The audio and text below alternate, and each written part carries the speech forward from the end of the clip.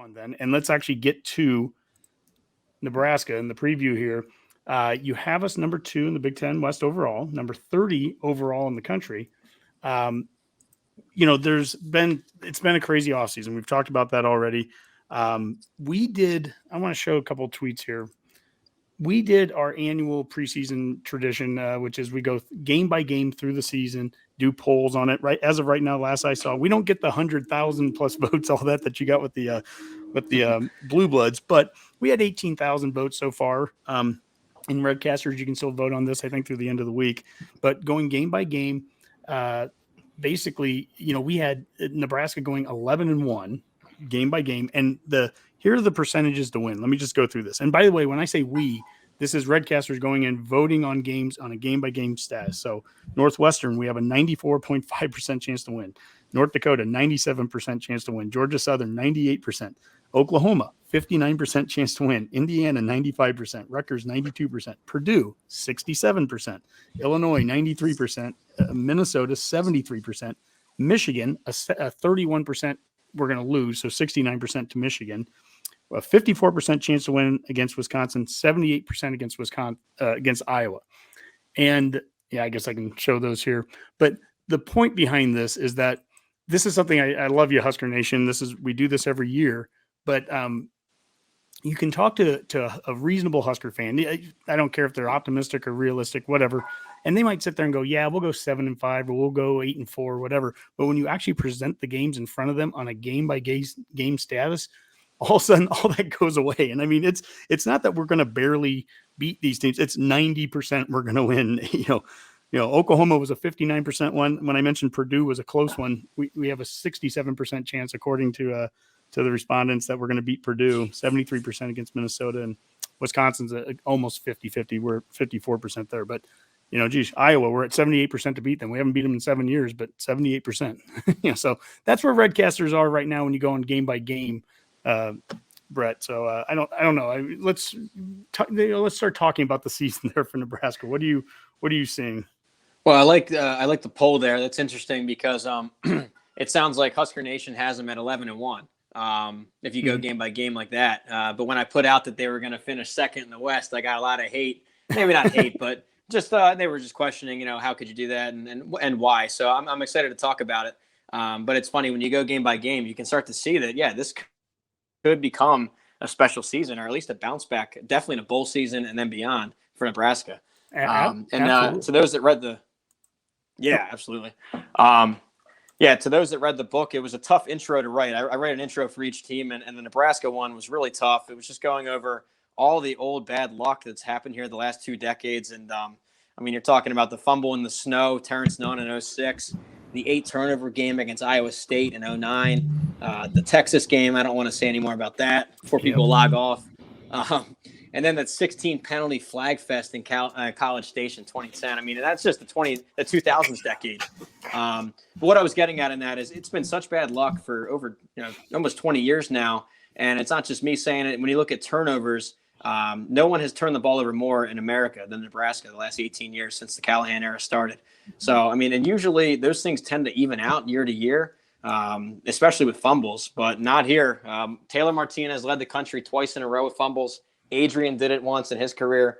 It's just been such an unlucky run. I don't know what else to say about it, but really 2021 was the pinnacle of that because it took it to whole new levels, going with an NCAA record 8 one-score losses.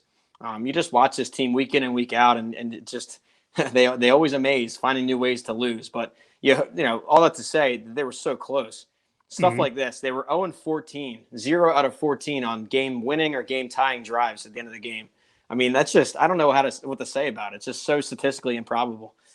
So, you move forward into 2022, and a lot of the concerns have been addressed. The turnover problem at quarterback, you think will be fixed. Now, I have a ton of respect for Adrian Martinez. I think he was a warrior, the way that he fought through injuries and criticisms and such. Electric athlete with the ball in his hands, but really a turnover machine at the same time. So you bring in Casey Thompson. He led the Big 12 in touchdowns. Passing, also a much better turnover margin. So I think you have an improvement, or at least a difference there. You lose some foot speed and some zone read and option game, but maybe pick up better passing. And And then real quick at punter, I rarely talk special teams, but you have to with Nebraska, the way that some of these games were lost. The Michigan State punt, a 10-yard putt against Ohio State, but they bring in an FCS punter of the year. So I don't know anything about punting really, but that sounds pretty good to me as an overnight fix. Yeah, the Ray Guy Award winning FCS punter of the year last year. Yeah, coming in here and it's so inconsistent. You go from having two punters kicking against Michigan State because one of them kicks a 11-yard shank and then the other one comes in and kicks it to the wrong side of the field. Then we turn around the next week, play Northwestern, and the punter goes and kicks it for 84 yards. It's just you had no idea what you're going to get from one week to the next. And special teams across the board, we've talked about Iowa. Last 3 games against Iowa, which have all been one-score losses, but the last 3 games, there's been a kickoff return for a touchdown, a blocked punt, and then a fumbled punt 2 years ago. So it's just, we can't get out of our own way there. So the positive side is that there were changes that needed to be made. And last year in October, as the season was getting down to being 3-6, 3-7, 3-8, there's a lot of discussion, do we start everything over? Is Trev going to get rid of, Scott, all that kind of talk. And what I think we got is a really sensible kind of middle of the ground thing that happened. We didn't completely flip everything, but we did flip. Look, 2 of the 3 coordinators are new. We have a new offensive coordinator, special teams, Bill Bush being in special teams here. We've used the transfer portal now to bring in 2 new kickers, new deep snapper, a new punter. We have a kickoff returner and punt returner from LSU, Trey Palmer, that's had a touchdown doing each of those at Division I level already. So some guys that have some demonstrated success. I mean, that's at least one way that we can hopefully do the Michigan State model from a year ago and get this thing flipped quick. Yeah, I mean, special teams alone will flip some game results. They would have last year. They would have over the last 5 years. It's kind of crazy that has continued to be a problem. But the old adage, it can't get any worse. I think that applies here. But there's some strengths. There's really some strengths here too to talk about. I mean, the defensive front seven, especially, and the transfer portal certainly helped on the defensive line. You were set to lose Ben Stilley and Damian Daniels, but it looked like a potential weakness or thin spot. Instead, now 3 Power Fives coming in. We touched on that. Garrett Nelson, watched him in the spring game again. He looks like a black shirt of old with all that intensity, all that high energy. You need that on the defense.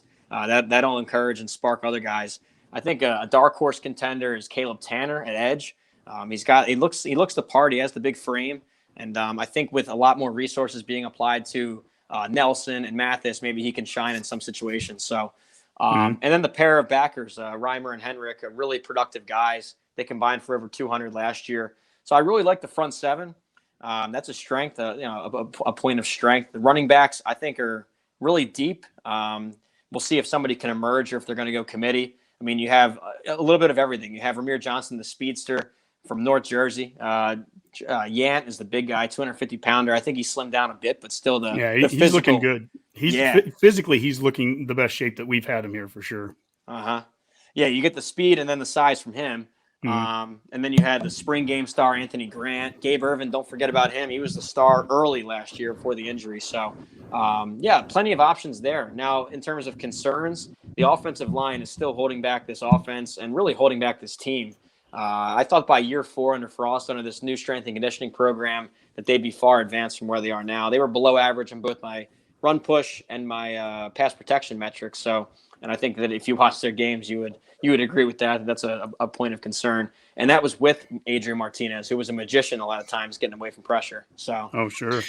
One of the things that I've heard, like some of the local media guys say on some of the radio shows and podcasts that I'm listening to about the offensive line this year, they're saying that they've kind of made that turn in regards to strength and conditioning, where now they're looking at guys who are on the offensive line and not thinking to themselves like, oh, that's an offensive lineman, right? Like they could easily be like a defensive lineman or a linebacker, or, it's just basically their size and their build. Like they aren't carrying the weight, their strengths and their weight are being carried in places like their legs and their upper body, as opposed to like in their midsection, which is, kind of like a traditional offensive lineman look, but that Nebraska's offensive linemen aren't looking like that. And I don't know if you've heard anything like that as well, or seen anything like that, but it seems to be one of the consensuses about the offensive line so far this year.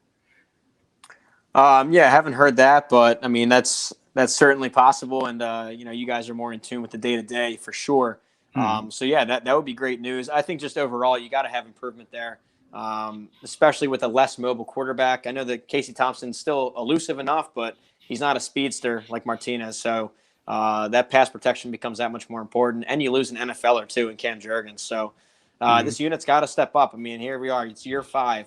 And we talked a couple years ago, about how poor the strength and conditioning program was, the weight training under Riley. So I gave them an extra year or two, mulligan, this new staff. But it's year 5, man. You got to have an above-average offensive line in the Big Ten. Yeah. And if you look, go ahead. Well, if you look at the unit ranks that you have at quarterback for Nebraska, you have in the Big Ten, you have quarterback 4th. So there's a good example of how transfer portal has immediately improved for us. We lose Martinez, but by bringing in Purdy and Thompson, obviously you give us 4th. That's the second best in the West. You have us at 9th in running back, 9th at wide receiver and tight end, and you have us at 11th on the offensive line. And I think that's completely fair. I think the thing with offensive line that really has struck out to me in the last couple of years, it hasn't even been the physicality, to be quite honest with you. It's been the mistakes and the mental mistakes. We came out against Oklahoma and had 2 penalties before the first snap even was made. I mean, we were 1st and 20 because of 2 pre-snap penalties, both on the offensive line. By the end of the first drive, we had 4 offensive line penalties. By the end of the game, I think we had 7 or 8 against Oklahoma. You can't ever get ahead of yourself there. Against Northwestern in 2020, the COVID year, we had 5 offensive linemen each have a penalty on them in the first half. As much as anything, that was as damning to me as anything about the O-line play, even more so than the physicality or lack thereof. Now, having said that, one of the changes that has happened with the style, I guess, bringing in Donovan Raiola as the line coach, and he's a former Wisconsin lineman and was in the pros there with the Bears coaching there last year, that there's a more aggressive style. And this is kind of maybe more of the shift from zone to man blocking, gap blocking, but it's going to be a more aggressive style of blocking. And what will be interesting to me, and this is the guy I'm going to keep my ear on, is Ben Hart. And I've mentioned him a couple times. Ben Hart's the 6'9" Army All-American, top 100, recruit from 4 years ago. He's had 2 years of Big Ten experience. He's also been one of those guys making those penalties and falling out of favor with the coaching staff in the past. But if he can get back into that right tackle spot and take over that spot and really solidify it, and we start to actually see him play to that potential, it opens up Corcoran, another top 100 lineman from 3 years ago, to be able to swing in between any one of the guard, center guard spots. And then at left tackle, Prohaska, who is coming off an injury, but by all means, it looks like he's getting back with the health, and it looks like he's going to be ready to go this season. He's another top 100 offensive lineman. There's talent there. I just said top 100 for a lot of guys. There's a lot of talent on that O-line, but I would have told you the same thing a year ago and 2 years ago too. So it's got new eyes. This isn't going to be this, that we're trying to do the same thing over and over again and expect a different result. They've made a lot of changes, from the head coach or from the offensive coordinator down to the O-line coach, but it's got to work, and they got to cut the mistakes. The biggest thing is they got to cut those mistakes out. Yeah. I mean, the first couple seasons under Frost, I remember watching, and a lot of times like linemen were downfield or stuff like that. And I understood that was a new offensive scheme, and there was some nuances with it that they weren't used to. So I took that with a grain of salt, but to see the mental mistakes still continuing, the holdings, and I'm sure Nebraska fans are aware, you never get holdings the other way called against your opponent. So you got to be especially sharp on offense. But yeah, so and really to bring it back full circle, you hit on it there. 3 top 100 guys, and that's been true for Nebraska. They recruit really well, best in the division, but you got to develop them. Where has that development been? And hopefully this new set of eyes, like you said, will get them up to near their potential, because not many lines in the conference have 3 top 100 guys on the starting line. So that should be enough to be one of the best in the conference, given a normal development track. So we'll see. I mean, the potential is there. The firepower is certainly there in the front 7 and a quarterback.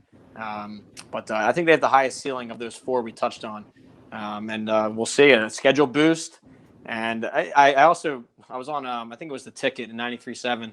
I made this analogy. I think it might have missed, but I'll do it again. With Nebraska and the turnover luck, it's kind of like you're playing roulette and you put your money on red every time. And for 20 straight times, it comes out black. And you're like, I just know it's got to be red finally. It's got to go my way finally. And it's still a 50-50 chance. But you just think with the turnovers, after 20 years of this, it's got to just finally bounce back Nebraska's way. But I could have said that last year too, like you said.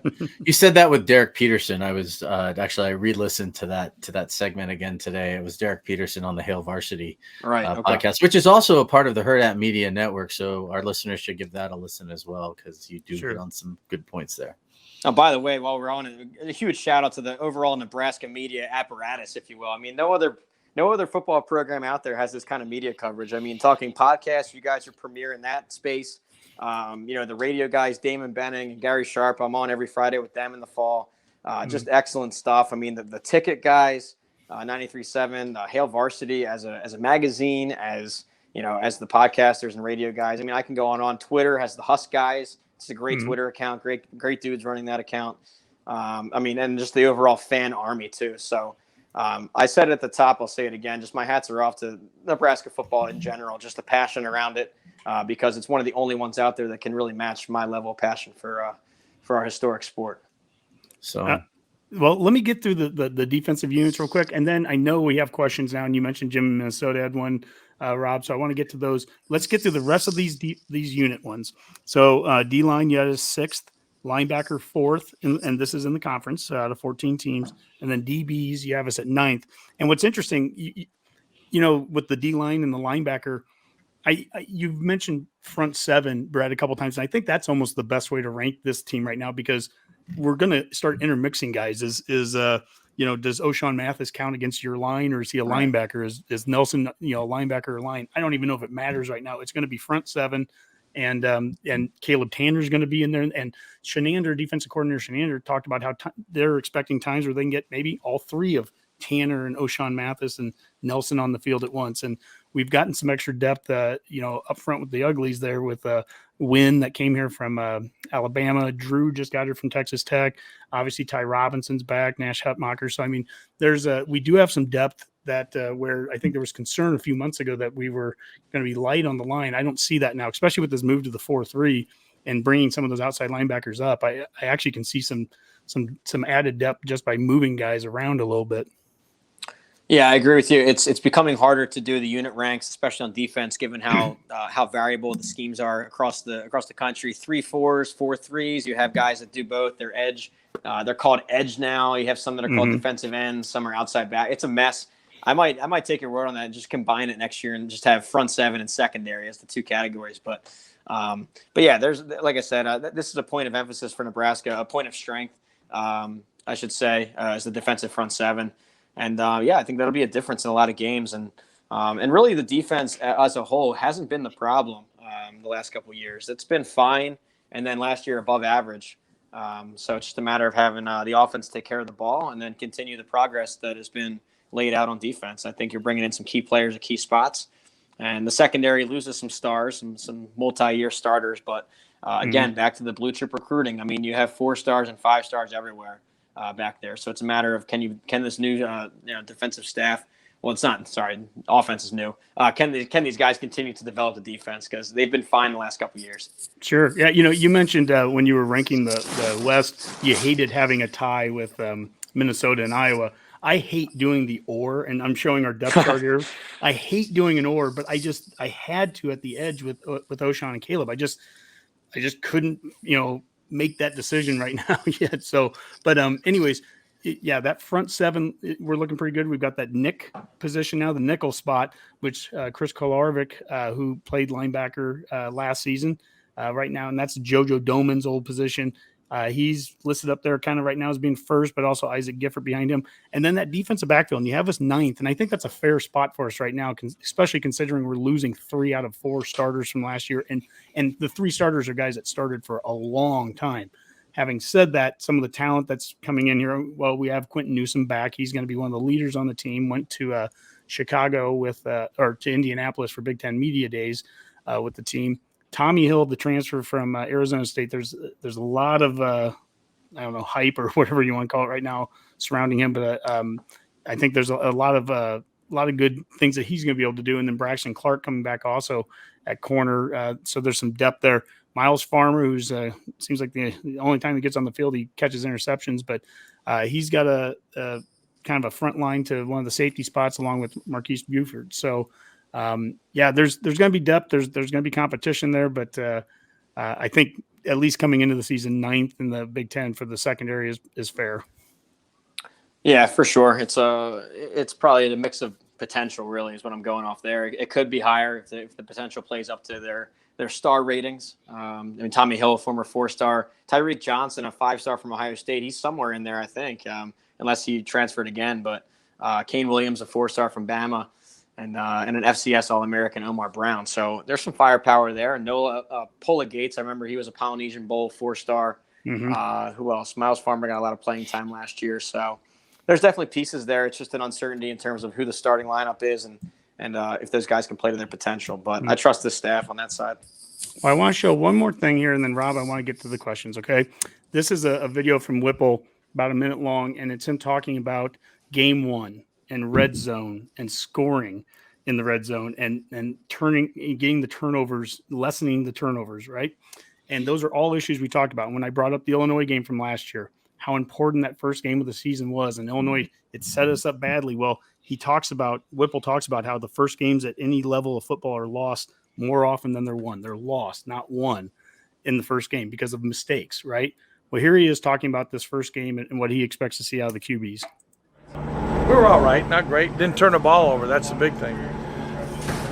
That's the focus always the first time in the red zone because everything's constricted. And I told him, really today was just play it like it's first quarter in Northwestern. We get down and we want to get points on the board. Yeah, I want a touchdown all the time, but if it's not there, just be smart and get rid of it. And we got a good kicker and we want to get points on the board. Well, taking care of the football. I think first games at any level of football are lost more than they're won. So take care of the football. Understand we got a good team, we got a good defense, we got a good kicking game, and it doesn't have to all come on you. And we got good running backs. So just a good mix and leadership and making sure that guys are in and out of the huddle or up on the line and understand the signal. So that part. As coaches, and I'm probably one of them, we try to maybe do too much, but I've been around it in the first game. And you may see some things. We want to make sure those guys are comfortable. And a lot of the guys, quarterbacks especially, will say, yeah, I feel good about that. I feel good about that. So the honesty factor with me on the play calling comes down to making sure they know hey, there's no hesitation. You know what to do with the ball, where it's going, and those things. So that's what will be a little tighter come the game plan. Brett, how important is game one for Nebraska 3 weeks, 3 days from now in Ireland? How important is that Northwestern game that we have to come back with a victory? Well, it's critical, and I sound like a broken record. I said the same about the Illinois game last year, but I think that Husker fans would agree that too was critical. This one especially, it's again week 0. It's again the national spotlight game. Everyone in America is going to be watching this. I mean, it's the only Power 5 versus Power 5 game on week 0. It's the first one. It's I think a noon or 11:30 kickoff or something. So it's huge eyeballs on this one, and it's going to set the tone from Nebraska's point of view. Hopefully, I guess. For a huge start to the season. Oklahoma's a hurdle, but if you look at it, there's a lot of W's to be had in the first 8 games, and a loss would just be so deflating, given all the changes made, the transfer portal we talked about, the optimism, just this being like an extra challenge year for Scott Frost. To lose that opener against a projected consensus last place team in the division would be really deflating. So got to have it. I think they'll be fine. I like I said, I'd like that 9.5 spread when it came out. I loved it. I still like it at 12.5 or whatever it is, but it's going in our direction if you bet that early. So, yeah, you got to have that W. There's no way around it. It's a must win.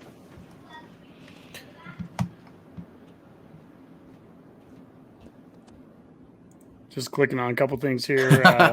Sorry, I want to add to that because I tweeted this out earlier today, and one of the things that he was talking about was the red zone and finishing in the red zone. And so many Husker fans are worried about the run game this year and that Whipple's not going to throw the ball. And I think I even saw one big Twitter account for the Huskers tweet out, like making fun, saying that, Whipple would rather jaw 25 in Uno than actually like run the ball. Right. And like, Pitt last year had 26 rushing touchdowns, and I believe that every single one of them was in the red zone. So he's not afraid to run the ball, and he ran the ball like 48 or 49% of the plays for Pitt last year. It's just a lot of times they were running the ball at the end of the game too in junk time. I'll give them that. But he also had one of the top quarterbacks and one of the top wide receivers. So you know what? If we have one of the top quarterbacks and one of the top wide receivers in all of college football this year, and we're throwing the ball more than we're running the ball, you're not going to hear me complain, and I doubt you'll be hearing a lot of Husker fans complain. So I just want to put that out there. Yeah, I put this question out there from Dom 7691. Brett, who do you see taking lead out of the running back room, and will Nebraska have a 1,000-yard back in the Whipple offense? Well, that's two great questions. First, with the 1,000-yard back, I don't see that happening. He was quoted as such, saying it's not just a 1A, 1B. It's a 1A, 1B, 1C, 1D was the way he described that depth chart there. It's 4 capable backs, and it sounds like it's going to go committee. So just on that alone, it's hard to get a 1,000-yard back out of it. In terms of who's going to become the top back, I mean, I want to see Yant now in his slimmed down form. I thought that he had some real glimpses last year at times throughout the season. Vermeer Johnson, I think, is more. He'll be utilized more in the pass game. He's more of a speedster, smaller stature. I don't know that he's your workhorse back or your bell cow, as you guys like to say. Maybe the spring star, or maybe Gabe Irving. I know I'm not really giving a clear answer, but I think each one has a specific skill set that's going to be utilized, but no 1,000-yard back. I wanted to bring up the Jim in Minnesota question. We've talked a little bit about the O-line already. He said, what are your thoughts on it? So we've talked about that, but what it would need to do for them to finish second in the West. So you already have them finishing second. I guess to Jim's point there, what do they need to do to finish second where you're projecting them? Well, first off, great to hear from Jim. He's a longtime follower, a great guy, great football mind. I'll say this, Nebraska, they have to have a consistently strong run push, especially on first down. Look at the Wisconsin formula. They push hard on first down. They get ahead of the chains, and then it opens up the playbook. They can go play action off of it. They can go vertical shot. But Nebraska, so often they get behind the chains, whether it be penalty or a negative play right off the start. And it's drive killers. So to finish second in the West, you can whittle it down to just getting consistent run push, above average run push, and winning first down. Well, I mentioned earlier the O-line, you got to clean up penalties and the mistakes, and that absolutely is true. I want to show one last little video. This one's 18 seconds long, and this is also Whipple yesterday, but he's talking about the physicalness that's going on in the trenches right now on the O-line and the D-line. Donnie's done a good job. Those guys have been good. We got physical guys. I think really what I've seen is I think the defense is really taking a notch up on the defensive line. So really competitive battles in the inside runs and the outside runs, those things. So, yeah, I've got all the confidence in the world in those guys. So that is whether you're run the damn ball guy or not, just physical football. That's something that should perk up the ears. And it's good to hear that coming from Whipple too, since we know all he wants to do is throw the ball according to Narduzzi. But, hopefully there's going to be some physicalness with this team, both sides of the ball in the trenches. And no matter what, if you're going to be successful in the Big Ten, we know that that's going to have to be part of it. No matter what the scheme or style is. So, yeah, and you can also take that advice, or I'm sorry, not advice, but those compliments and that praise. It's pretty strong because he's coming from Pittsburgh, where they were extremely physical last year. I mean, that defensive line the last couple of years has been the best in the country in terms of negative play rate, getting sacks, tackles for loss, always up there, a nasty front seven, and the offensive line was strong. So for him to say that, coming off of that backdrop, it might just be coach speak. You always got to be wary of that, but he sounded genuine there, and that's a positive plus for you guys. Rob, do you have anything else here? Well, I mean, there was one other comment here, and and again, take it with a grain of salt because it's Jeffrey the Greek and he's an Iowa fan. But it said Jeffrey the Greek said the Husker Cuzcast that he wasn't as high on Mathis because of the Big Ten West is such a run-heavy conference. Is it because of his accomplishment at TCU that you're so high on him, Brett? Or do you really think that it'll translate here to the Big Ten, what he did over there in the Big 12? Yeah, well, first off, shout out Jeffrey the Greek and Big Kurt, two excellent Big Ten minds. They run the Eyes on Big, and I spoke with Jeffrey. He knows his stuff. I mean, a former Iowa player. With this one, I'll push back a little bit. I think the old mantra that the Big 12 is a pass-heavy, shootout league, that has gone a little bit away the last couple of years. Look at who was in the title. It's Baylor and Oklahoma State, and they were just power run. Oklahoma is kind of also a misnomer where they want to establish a run game. It's a powerful offensive rushing attack right up the middle. So I think it's more physical than they get credit for out there. And yeah, it's definitely statistically more of a running team or a running offense in the Big Ten West, but still a special talent. And I think that he's gonna land on the All Big Ten team still. Yeah. I mean, again, like I said, Jeffrey's an Iowa fan too, so there is probably a bias there. He doesn't I think he's speaking more from like not wanting him to be as good because I think he's scared. Oh, shut up. But no, I mean, to go back to our defensive depth chart here, I mean, we've got Mathis and Tanner right now in an or situation. And I think to your point, Brett, I think Mathis can be all conference talent. I can see where Greek is talking about that there's a transition. No matter what, there's going to be some transition coming here. And it's one of the reasons Mathis wanted to come and play in this conference, in this division, was to go against those offensive tackles that you're going to play in the Big Ten and to get that exposure. That you see the defensive lineman getting drafted out of the Big 12 versus the Big 10, and it's just not the same. I mean, this is it's a big opportunity for him to prove himself here. But at the same token, yeah, I mean, I don't even have him as a guaranteed starter. It could be Tanner out there, and Mathis maybe starting the season is coming off in pass rush situations. I don't know yet. We'll find out as the season gets going. But I like the depth. I like the players that they have, and I'm a heck of a lot happier that we have Mathis than if we didn't. I'll tell you that. So yeah, that was a big pickup for us. Yeah, for sure. Well, do you have anything else there, Rob or Brett? Do you have anything that you want to talk about? We haven't touched on yet. This is typical Redcast and Brett, man. We went an hour and a half. This isn't a radio show where you get 15 minutes or whatever. So I love these long form conversations we get with you. No, I agree. I like doing the longer podcast too because I can really go deeper than a 10-minute radio piece, and it's also logged and stored rather than if you just happen to hit a radio hit in the car. So always love having you guys have me on. It's always great discussions, real in depth. And yeah, I already gave a nice big shout out to the Nebraska media, Nebraska fans at large. A ton of respect. I'm currently looking into making it out there for a game. The Oklahoma game has caught my eye for basically the last 10 years. I mean, I'm very nostalgic with the old traditions of the sport, the old rivalries. And in my formative years as a college football fan, those were number one versus number two games, 2 straight years. It was 2000 and 2001. So you can understand that catching the eye of a youngster. But no, when they announced that game coming back, I circled it and thought I'd either make it out to Norman or to Lincoln for one of the two. So we'll see if that comes true.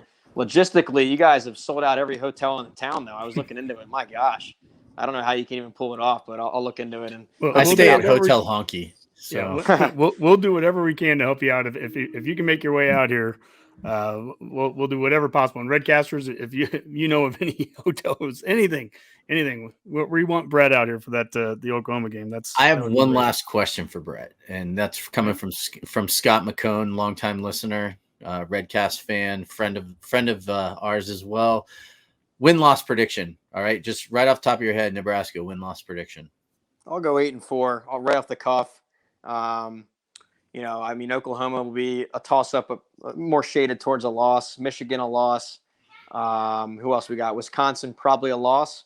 That gets you 3 losses right there. But I think they do pretty well against the Iowa, Minnesota, Purdue pack. Illinois Northwestern should be W's. The FCS game's a W. And I think I'm forgetting an Indiana opponent. And Rutgers. Oh, yeah, those 2 are W's. So I'm liking it right around 8-4 as I talk it out. And you know, just how it is when you do win-loss predictions, usually a loss comes out of the woodwork when you least expect it. And I know you guys have seen that happen. So I'll go with an 8-4, and that's still probably good enough for second in the conference. Well, hopefully 15-0, perfect. Okay. Yeah, hopefully a W comes out of somewhere too. You know, I mean, we've certainly handed some of those out.